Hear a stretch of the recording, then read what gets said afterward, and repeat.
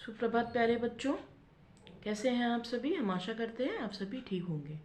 पिछली कक्षा में हमने पाठ 12 काला हिरन इस पाठ को पढ़ा था।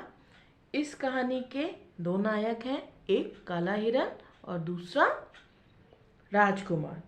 तो जैसा कि हमने इस पाठ में पढ़ा था कि इसमें एक जो जंगल में बहुत सारे हिरन रहते हैं, जिसमें काले हिरन का एक ही परिवार बचा है, जिसमें काला हिरन, उसकी पत्नी और दो छोटे बच्चे हैं। और वो नदी के झील के किनारे पानी पीने जाते हैं दोपहर के समय। एक दिन एक शिकारियों का दल आता है झील के किनारे। थककर वो बैठ जाते हैं और वो उस दिन शिकारियों को नहीं पकड़ पाते। शिकारियों के दल में एक राजकुमार है जो कि काले हिरन को पकड़ना चाहते हैं और काला हिरन राजकुमार के जाल में फंस जाता है। अब हम इस कहानी के आगे का हिस्सा पढ़ेंगे और समझेंगे। राजकुमार ने अपने साथियों को पीछे हटने का आदेश दिया। राजकुमार बाकी हिरणों को भगा देना चाहता था, मगर यह क्या। राजकुमार आश्चर्य में पड़ जाता है। आश्चर्य में पड़ना, हैरान होना। काले हिरन को जाल में फंसा हुआ देखकर सभी हिरन भागते भागते रुक गए। सारे हिरन एक घेरा बनाकर काले हिरन के पास आकर खड़े हो गए। वहां पर जानवरों के संगठन मतलब होता है एकता का एक अद्भुत दृश्य उपस्थित हो गया। ऐसा लगता था मानो सारे हिरन अपने नेता के लिए आत्मसमर्पण करने के लिए तैयार हो गए। आत्मसमर्पण करना, अपने आप को सौंप देना के लिए, मतलब जब उसके जो झुंड का सरदार था काला हिरन, जब वो जाल में फंस गया तो भागते भागते सारे हिरन रुक जाते हैं और अपने आप एकता बना लेते हैं। और ऐसा राजकुमार को लग रहा है कि सारे हिरन आत्मसमर्पण के लिए खड़े हो गए हैं। तभी हिरनी घेरे के पास पहुंची, वह जाल के निकट आई। काला हिरन कतार दृष्टि से अपने साथियों को देख रहा था। कतार दृष्टि मतलब होता है विवस्था की नजर से देखना। हिरनी की आंखें आंसुओं से घिली थी। वह धीरे धीरे हिरन के पास आई। वह सींगों से उसे खुजलाने लगी।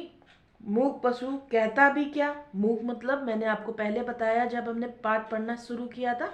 मूक मतलब होता है जो बोल नहीं सकता, और जानवर बोल नहीं सकते हैं। राजकुमार को यह सब सपने जैसा लग रहा था। राजकुमार भी थोड़ा आगे बढ़ा। उसे विश्वास था कि उसके आगे जाने पर हिरनी भाग खड़ी होगी, किंतु ऐसा नहीं हुआ। हिरनी उसी जगह खड़ी अपने साथी को खुजलाती रही।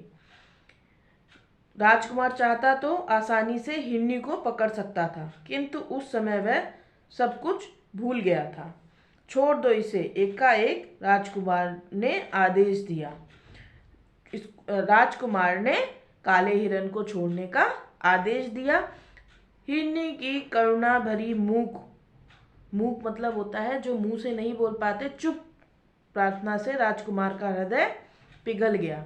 मन ही मन वो अपने काले हिरन के लिए, जो हिरनी थी, वो प्रार्थना कर रही होगी कि उन्हें छोड़ दें, और राजकुमार ने उन्हें छोड़ने के लिए उनका हृदय पिघल गया, उन्हें दया आ गई। काले हिरन को छोड़ दिया गया। थोड़ी ही देर में हिरणों का झुंड आंखों से ओझल हो गया। आंखों से ओझल होना मतलब होता दिखाई न देना। राजकुमार और उनके साथी भी वापस लौट आए। रात को राजकुमार ने एक सपना देखा।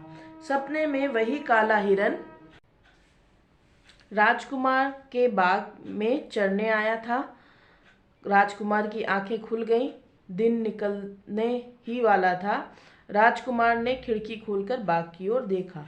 सचमुच काला हिरन और हिरनी बगीचे में खड़े थे। राजकुमार तुरंत उठकर बगीचे में गया। उसने हिरनी को प्यार से पुचकारा। कुछ देर तक हिरन राजकुमार के पास खड़े रहे, फिर छलांग लगाकर जंगल की ओर चले गए। उस दिन के बाद वे दोनों हर रोज राजकुमार के बगीचे में आने लगे। कुछ दिन बाद राजकुमार राजा बन गया। राजा बनते ही उसने जंगली जानवरों के शिकार पर रोक लगा दी। इस प्रकार जंगल के सभी जानवर निर्भय हो गए और सुख से रहने लगे। जो राजकुमार था उसने सपना देखा कि एक काला हिरन है वो उसके बगीचे में आया है। जब उसने खिड़की खोलकर देखा तो उसे पता चला कि सच में काला हिरन वहां आया है। और उस दिन से जो काला हिरन और हिरनी दोनों उसके बगीचे में आने लगे।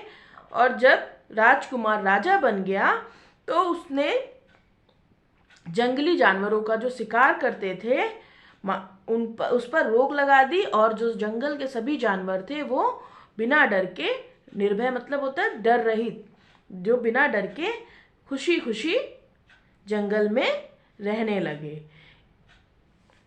इस पाठ के लेखक हैं चंद्रदत्त इंदु।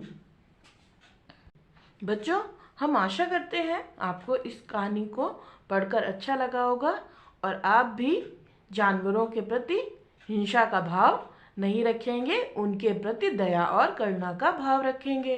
तो सभी बच्चे इस कहानी को पढ़ें और समझें और इनके शब्दार्थ अपनी पाठ्य पुस्तक में करें।